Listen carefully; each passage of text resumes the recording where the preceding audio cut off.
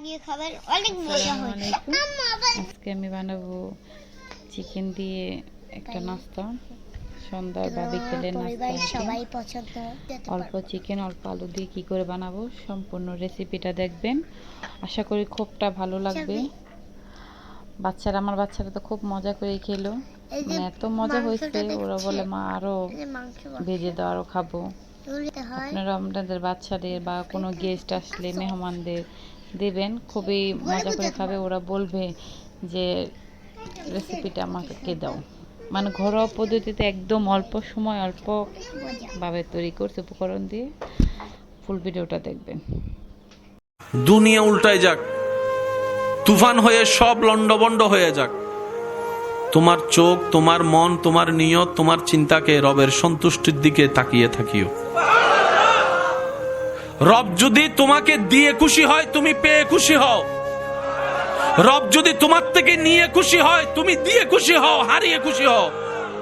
কারণ যে বান্দা রবের খুশিতে সন্তুষ্টি মনে হতাশা ছাড়া খুশি থাকতে পারে, রব্বুল আলামিন ফিদ দুনিয়া হাসনাতাও ওয়া ফিল আখিরাতি হাসনাতার, দুনিয়া আখিরাতের নিয়ামত সে বান্দাকে দান করেন। সুবহানাল্লাহ। যে হা হুতাশ বেশি করে তার কাছে হারানোর সম্ভাবনা বেশি। যে শুকরিয়া বেশি করে, ধৈর্য ধরে অপেক্ষা বেশি করে, নিয়ামত তার কাছে আসবেই বেশি। এটাই চিরন্তন বাস্তব সত্য। চিৎকার দিয়ে বলেন সুবহানাল্লাহ। সাইকেল চালাতে গেলে পড়তেই হবে। যত পড়বেন তত কোমর আস্তে আস্তে সোজা হবে। কারণ সাইকেল, মোটরসাইকেল চালানোর মেইন শর্তের মধ্যে একটা শর্ত হচ্ছে কোমর কি রাখা, স্থির রাখা, সোজা রাখা। যারা পড়ে যায় তারা দেখবেন কোমর যদি নড়াচড়া করে ব্যালেন্স নষ্ট হয়ে যায়।